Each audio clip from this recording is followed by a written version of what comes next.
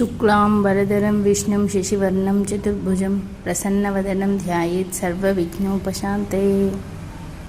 आपदामपहर्तारं दातारं सर्वसम्पदां लोकाभिरामं श्रीरामं भूयो भूयो नमाम्यहम्। जाम्बवत् सुग्रीव हनुमत् सीता लक्ष्मण भरत शत्रुघ्न सहित రామచంద్ర పరబ్రహ్మణే నమః.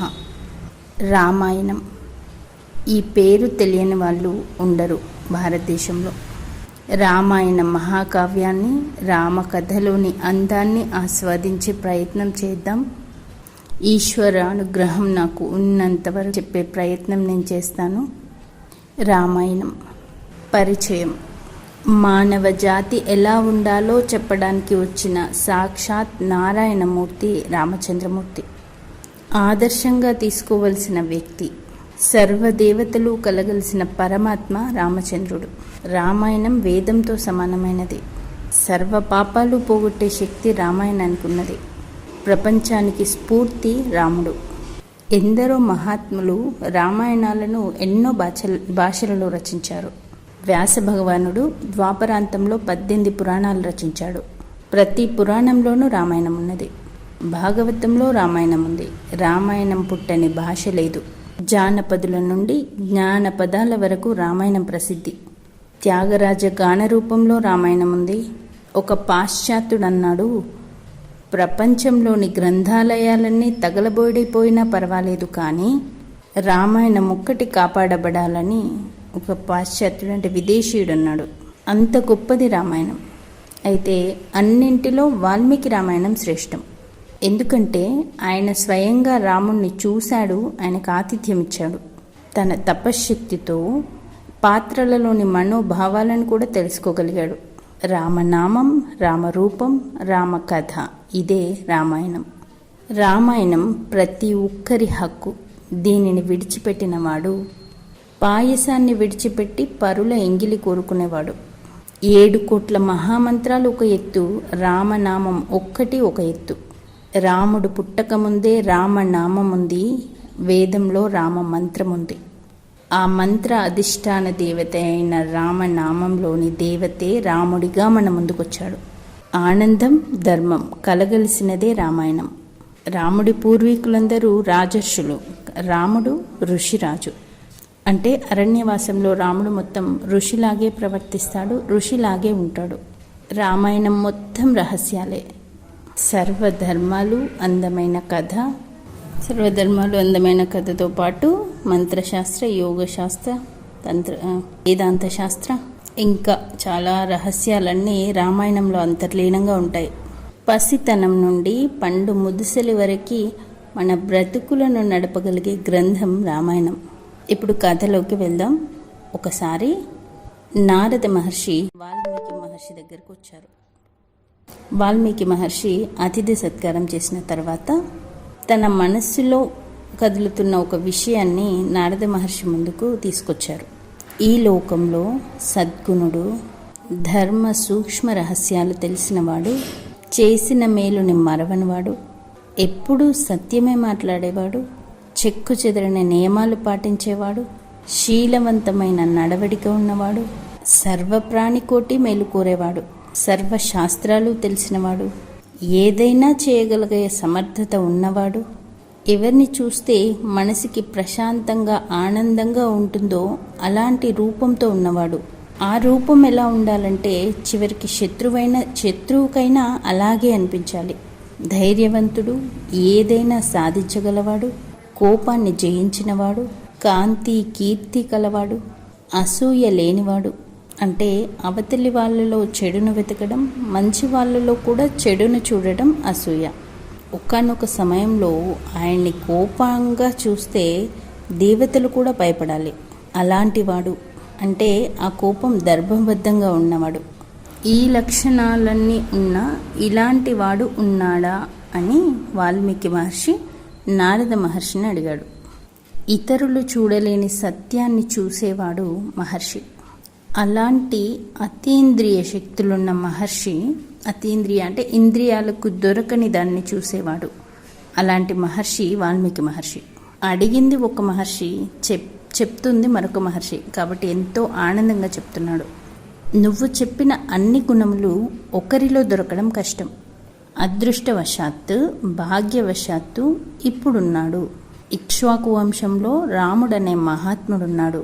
నువ్వు చెప్పిన ఈ లక్షణాలే కాక విస్తారమైన భుజముల నడిమి భాగమున్నవాడు, పరమసుందరుడు, అందమైన శంఖం లాంటి కంఠం, అది 3 గీతలతో కనబడుతుంది, అందమైన బుగ్గలు, అందమైన కన్నులు, అందమైన చిరునవ్వుతో కూడిన పెదవులు, అందమైన తల, అందమైన నుదురు, అందమైన కనుబొమ్మలు, చక్కని చూపు కలిగి విశాలమైన వక్షస్థలం కలగలిసి సర్వైశ్వర్య సంపన్నంగా ఉన్నవాడు.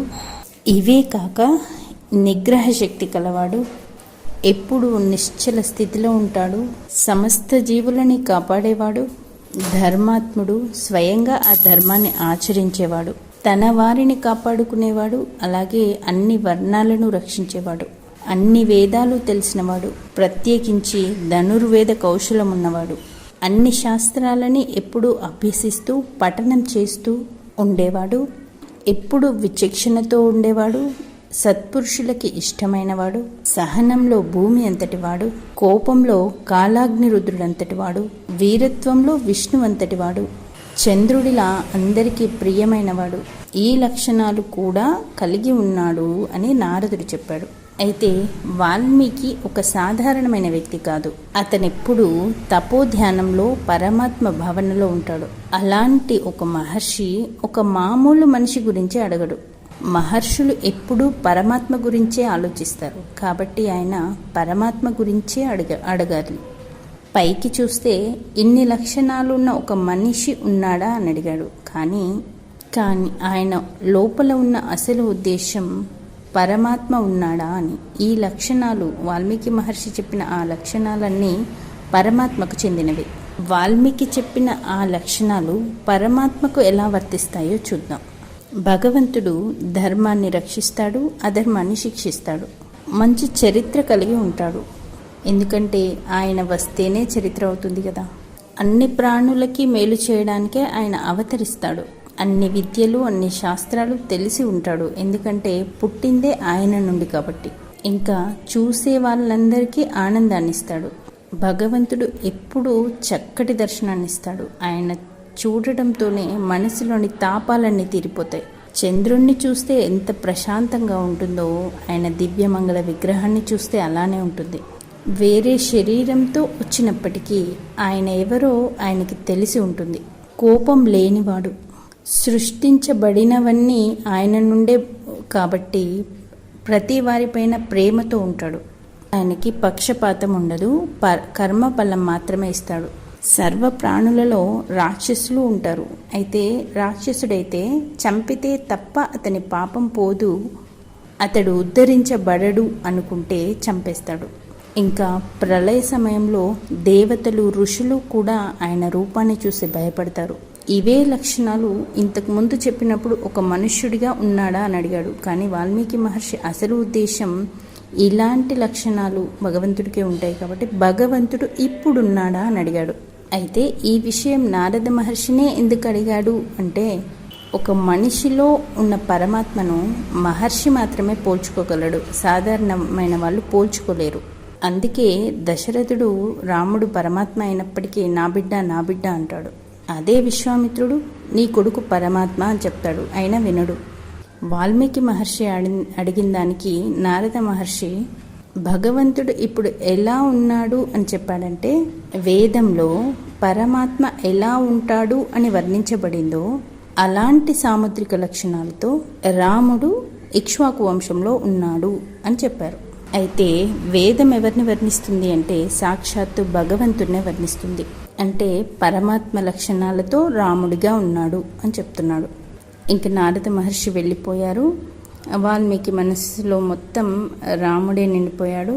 ఇదే ఆలోచిస్తున్న వాల్మీకి మహర్షి మధ్యాహ్న సంధ్య కోసం గంగా ఉపనది అయిన తమసా నది దగ్గరికి వెళ్ళాడు. వాల్మీకి మహర్షి అక్కడున్న వాతావరణాన్ని, నీటిని చూస్తున్నారు. నదీ జలములు నిర్మలంగా, తేటగా, స్నానం చేయడానికి అనువుగా, తీర్థంలా ఉన్నాయి. మహర్షి శిష్యులతో స్నానానికి సిద్ధమవుతున్నాడు. మాట్లాడుతున్నాడు తన శిష్యులతో. భరద్వాజ, ఈ తీర్థం ఎంత బాగుంది, ఎంత అందంగా ఉంది, అలజడి లేకుండా ప్రసన్నంగా రమణీయంగా ఉంది, సత్పురుషుడి మనస్సులాగా ఉంది అన్నాడు. ఎందుకలా అనుకుంటున్నాడు మహర్షి అంటే, తన మనస్సులో రాముడే నిండిపోయాడు, అంతటా రాముణ్ణి చూస్తున్నాడు. అంటే వాల్మీకి మహర్షి తపస్సులో రాముడితో ఉన్నాడు కాబట్టి రమణీయంగా కనిపిస్తుందంతా ఆయన కళ్ళకి. రాముడు నిర్మలమైన చరిత్ర కలవాడు, ప్రసన్నంగా ఉంటాడు, మనసులో అల్లజడి లేకుండా ఉంటాడు అని చూస్తూ సంతోషంగా అరణ్యంలో అటు ఇటు తిరుగుతున్నాడు. ఇంకా స్నానానికి వెళ్ళబోతూ అప్పుడే అతనికి ఒక సంఘటన కనబడింది, ఒక దృశ్యం. ఒక చెట్టు కొమ్మపై ప్రేమభావంతో ఉన్న ఒక పక్షుల జంటలోని ఒక మగ పక్షిని ఒక వేటగాడు కొట్టాడు. ధర్మం ప్రకారం అలా క్రీడావస్థలో ఉన్న జంటలో పక్షిని కానీ దేన్నైనా కొట్టకూడదు. ఆ సంఘటనను చూసిన వాల్మీకి మహర్షి తట్టుకోలేకపోయాడు.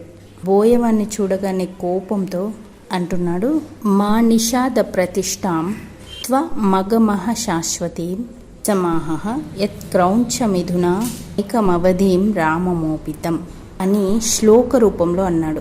ఈ శ్లోకమే రామాయణానికి నాంది అయింది.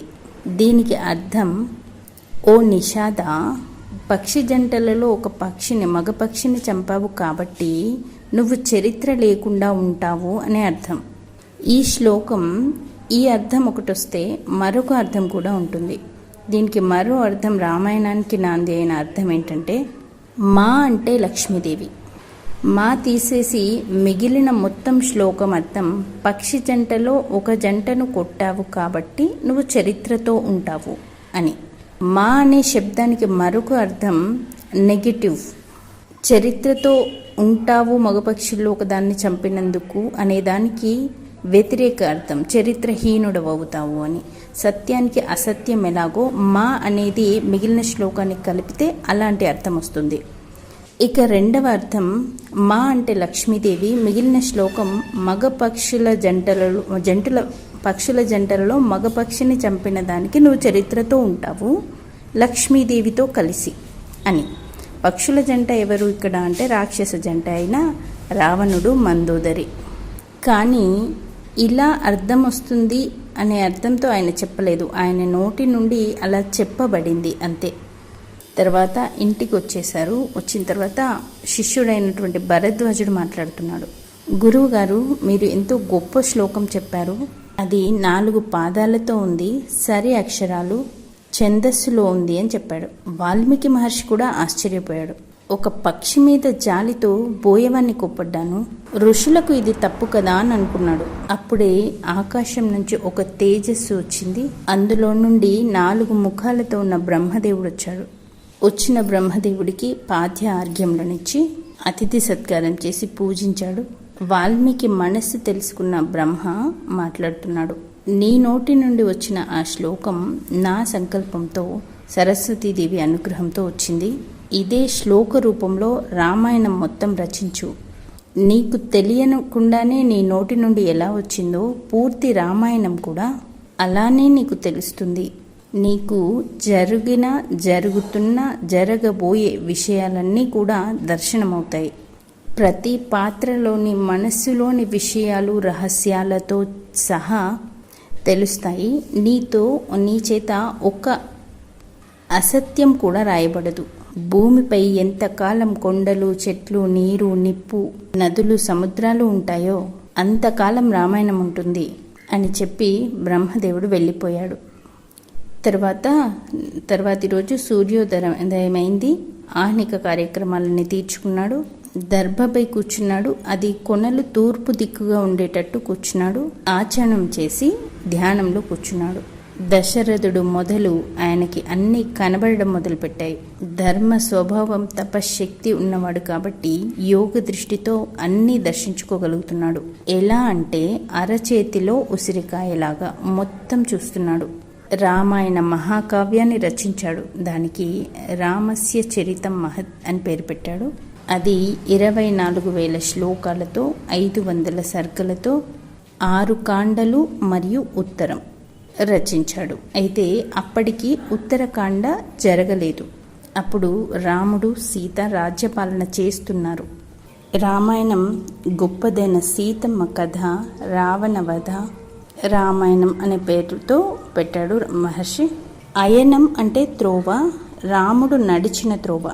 రామాయణం అంటే రాముడు అందగాడు, ఆయన కథ. సీతమ్మ అందగత్తే, ఆమె కథ. బాలకాండలోకి వెళ్తున్నాం. మహర్షి అయోధ్యను వర్ణిస్తున్నారు. అయోధ్యని వైవస్వత మనువు నిర్మించాడు. అయోధ్య నగరంలో రాచమార్గంలున్నాయి, పక్కన కాలినడక మార్గంలున్నాయి, 2 వైపులా చెట్లు ఉన్నాయి. చెట్లు నిండా పూలతో ఉన్నాయి. గాలికి పువ్వులు రాలుతూ అందంగా ఉంది. స్వర్గాన్ని ఇంద్రుడు ఎలా పరిపాలిస్తున్నాడో అయోధ్యని దశరథుడు అలా పాలిస్తున్నాడు. ప్రజలంతా ఆనందంగా ఆరోగ్యంగా ఉన్నారు. దశరథుడు ఎంతో కీర్తితో ఉన్నాడు. బలవంతుడు, వీరుడు, జితేంద్రియుడు. రాజ్యానికి కావలసినవన్నీ సమకూర్చేవాడు. కావలసిన నిధులు నిల్వ ఉంచేవాడు. ఆయన పాలనలో ప్రజలంతా తృప్తిగా ఉన్నారు. ధర్మబద్ధమైన జీవితాన్ని అనుభవిస్తున్నారు. ప్రజలంతా దానబుద్ధితో, సత్యబుద్ధితో ఉన్నారు. దారిద్ర్యం లేకుండా ఉన్నారు. విద్యలని అభ్యసించి ఉన్నారు. సోమరితలం లేనివారు, పుష్టి అయిన ఆహారం తీసుకునేవాళ్ళు, అబద్ధాలాడే వాళ్ళు లేరు, అల్పజ్ఞానులు లేరు, అసూయాపరులు లేరు, అసమర్థులు లేరు, చదువు రాని వాళ్ళు లేరు, దిగులుగా ఉండేవాళ్ళు లేరు, పిచ్చి వాళ్ళు లేరు. అయోధ్యలోని వాళ్ళందరూ రోగపీడలు లేకుండా దీర్ఘాయుష్యుతో ఉన్నారు. ఆయనకి 8 మంది మంత్రులు. వాళ్ళు దృష్టి, జయంతుడు, సిద్ధార్థుడు, అర్ధసాధకుడు, అశోకుడు, మంత్రపాలుడు, సుమంత్రుడు. మంత్రులు 8 మంది. అందులో విజయుడు, మిగిలిన వాళ్ళ పేర్లు ముందు చెప్పుకున్నాం. వశిష్ఠుడు, జాబాలి, వామదేవుడు మొదలగు వారు రాజపురోహితులు.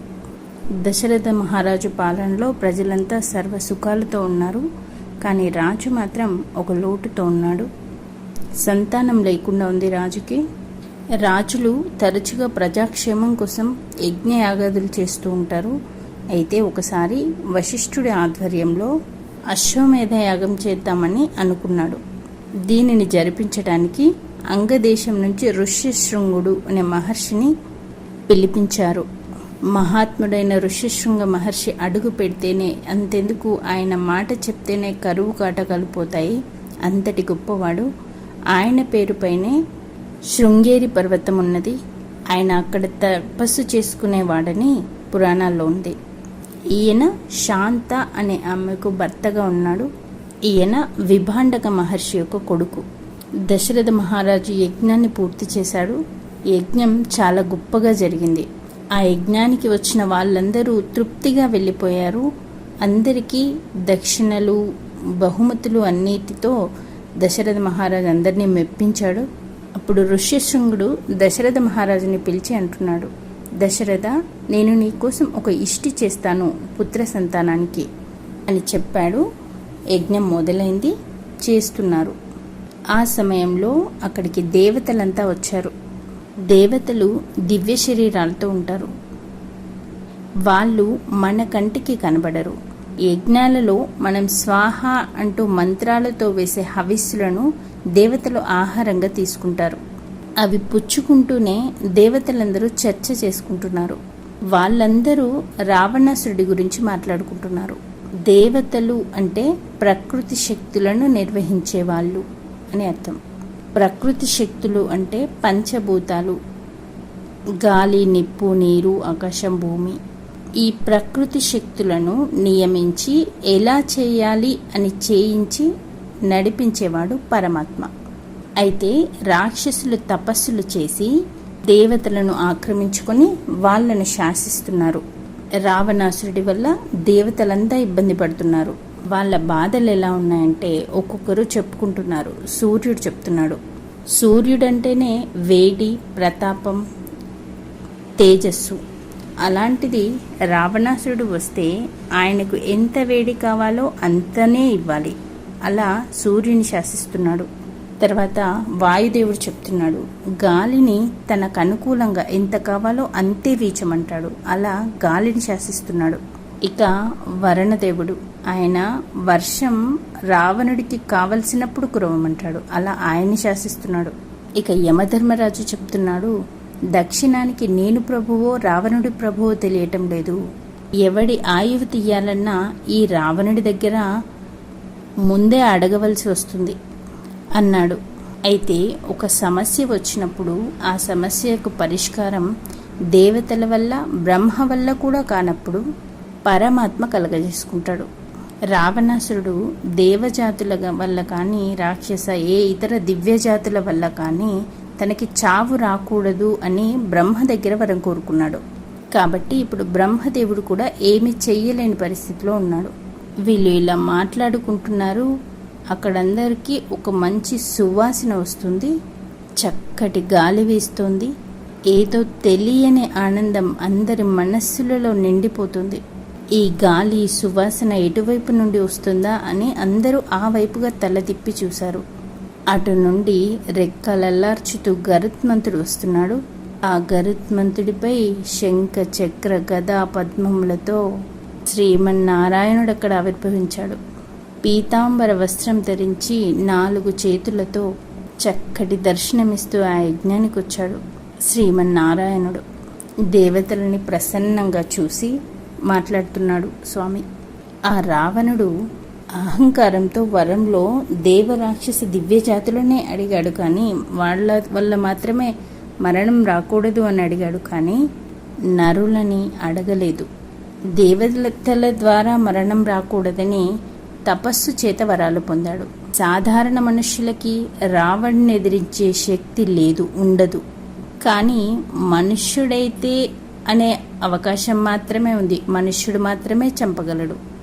అప్పుడు దేవదేవుడైన ఆ స్వామి నరుడై వస్తే తప్ప వాడు చావడు. ఇదే రామావతార రహస్యం. అయితే మనం గుర్తుంచుకోవాలి, పూర్తిగా నరుడు అయితే తప్ప రావణుని చంపలేడు. ఆ మాటలు విని దేవతలంతా స్వామిని నమస్కరిస్తూ, స్వామి, ఈ దశరథుడు యజ్ఞం చేస్తున్నాడు, ఈయనకు పుత్రుడిగా రండి అని అడిగారు. అప్పుడు నారాయణుడు అంటున్నాడు, వీళ్లకు నేను పుత్రుడిగా పుట్టే అదృష్టం ఉన్నది, అంత తపస్సు వీళ్లకుంది, కాబట్టి వస్తాను అని చెప్పాడు. యజ్ఞం పూర్తయింది.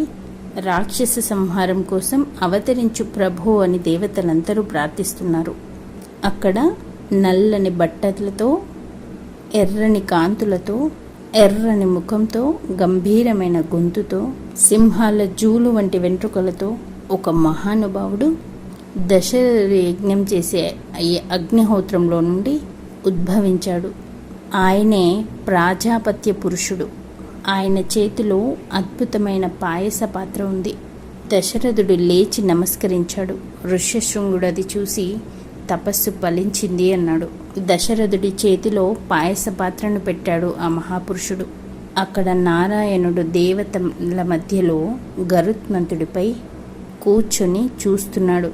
నారాయణుడు తన పూర్తి తేజస్సుని పాయస పాత్రలో ప్రవేశపెట్టాడు. పాయసంలో ఆ దివ్య పాయసం బంగారు పాత్రలో వెండి మూతతో ఉన్నది. దశరథుడు నమస్కరించి, నేనేం చెయ్యాలి అని అడిగాడు. దీనిని నీ 3 రాణులకు అందించు అని చెప్పాడు అగ్నిదేవుడు. అప్పుడు దశరథుడు అందులోని సగభాగాన్ని కౌసల్యకు, మిగిలిన దాంట్లో సగం సుమిత్రకు, ఆ మిగిలిన దాంట్లో సగం కైకకు, అది మిగిలిన భాగం తిరిగి సుమిత్రకిచ్చాడు. ఇది నారాయణ సంకల్పం.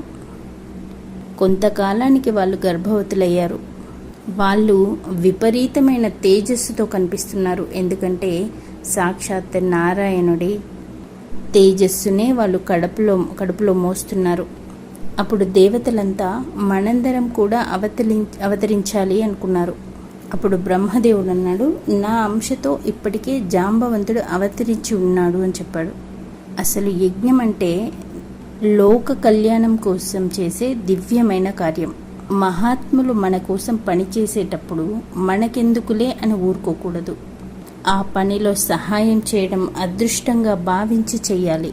అయితే మనం సహాయం చెయ్యకపోయినా సరే వాళ్ళ పనిని పూర్తి చేసుకోగలరు. కానీ సోమరులకు మంచి ఫలితాలు రావు. ఇక్కడ నిజానికి అవసరం పని దేవతలది, కానీ వాళ్ళ వల్ల కావటం లేదు కాబట్టే పరమాత్మ కలగజేసుకున్నాడు. అందుకని దేవతలు వాళ్ళ వాళ్ళ అంశాలను ప్రవేశపెడుతున్నారు. అలా ఇంద్రుడి అంశతో వాలి, సూర్యుడి అంశతో సుగ్రీవుడు, బృహస్పతి అంశతో తారుడు, కుబేరుడి అంశతో గంధమాదనుడు, విశ్వకర్మ అంశతో నలుడు, అగ్నిదేవుడి అంశతో నీలుడు, అశ్విని దేవతల అంశతో మైందుడు ద్వివిధుడు, వరుణుడి అంశతో సుషేనుడు, పర్జన్యుడి అంశతో శరభుడు. అలా వాళ్ళందరూ వానర వీరులై వచ్చారు. అయితే అప్పటి వానర జాతి మృగ లక్షణాలతో ఉన్నప్పటికీ ఒకనొక నాగరికతతో ఉన్నది. అది ఇప్పుడున్న కోతి జాతి కాదు. ఇక వాయుదేవుడి ద్వారా వచ్చిన రుద్ర తేజస్సు హనుమంతుడిగా వచ్చాడు. హనుమంతుడు అంటే శ్రీమంతుడు, అంటే జ్ఞానవేత్త, వీర్యుడు, మహాపరాక్రమవంతుడు, శత్రు దుర్భేద్యమైన శరీరంతో ఉన్నవాడు, అంటే వజ్రదేహం అన్నమాట. ఈయననే బజరంగ బలి అంటారు. వాయువు వంటి వేగమున్నవాడు, వానరులందరిలో శ్రేష్ఠుడు. వీళ్ళంతా మొత్తంగా 3 జాతులుగా వచ్చారు: ఎలుగుబంట్లు, కొండముచ్చులు, వానరులు. యజ్ఞ దీక్ష పూర్తయింది. దశరథుడు అయోధ్యలోకి వచ్చాడు. మహర్షులను సత్కరించి సాగరంపాడు.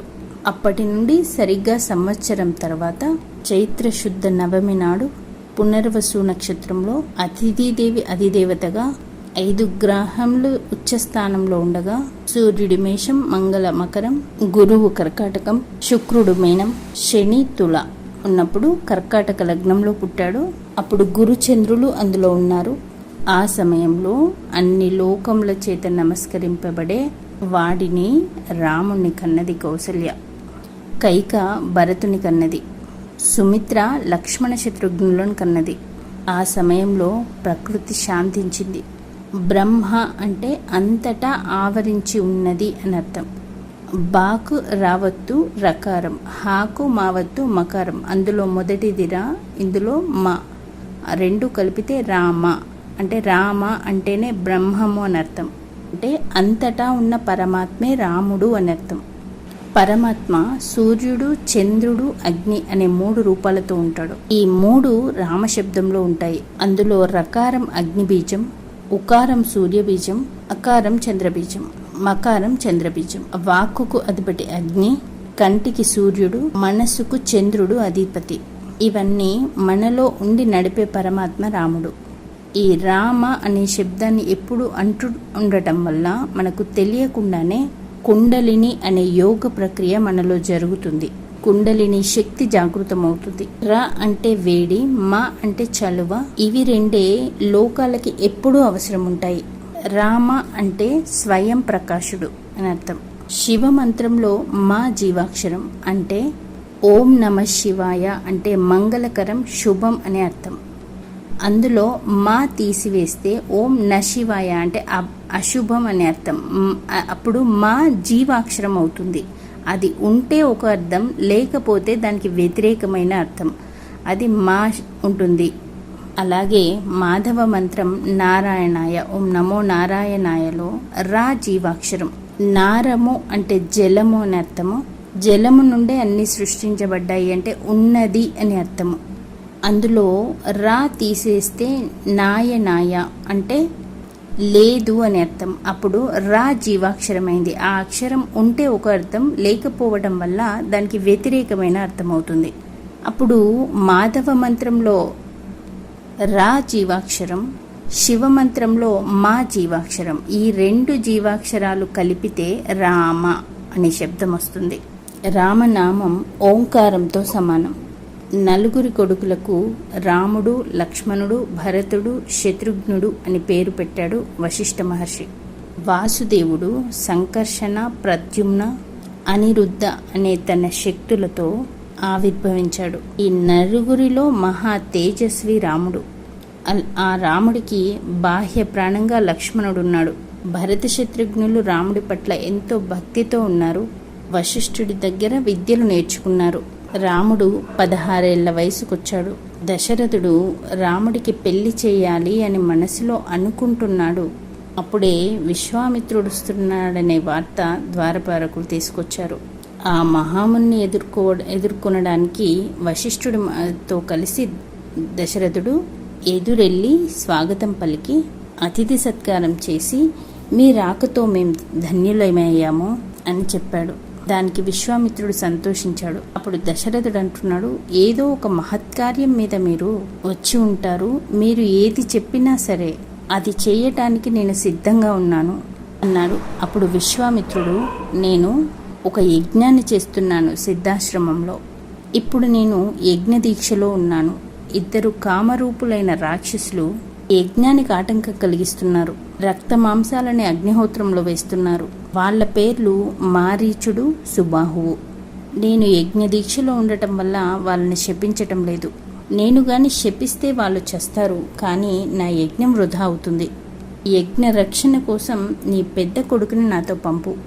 ఎలాంటి సంకోచము లేకుండా పంపు. రాముడు బయలుదేరాడు అంటే ఆ రాక్షసులు చచ్చిపోయినట్టే.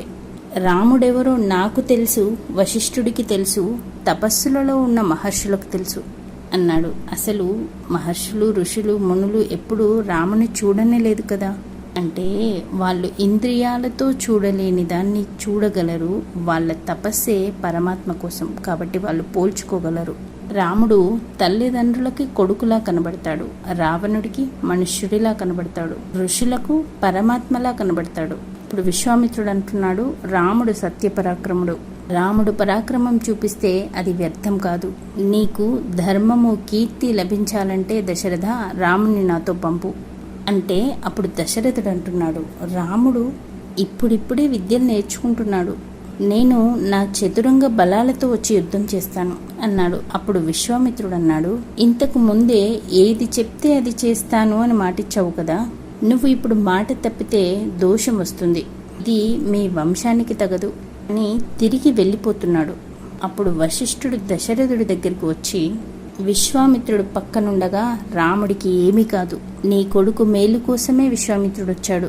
రాముణ్ణి ఆయనతో సంకోచించకుండా పంపు అని చెప్పగానే వెళుతున్న మహర్షిని ఆపి దశరథుడు మాట్లాడకుండా రాముణ్ణి మహర్షి వెంట పంపారు. అది వశిష్ఠుడిపై ఉన్న నమ్మకంతో.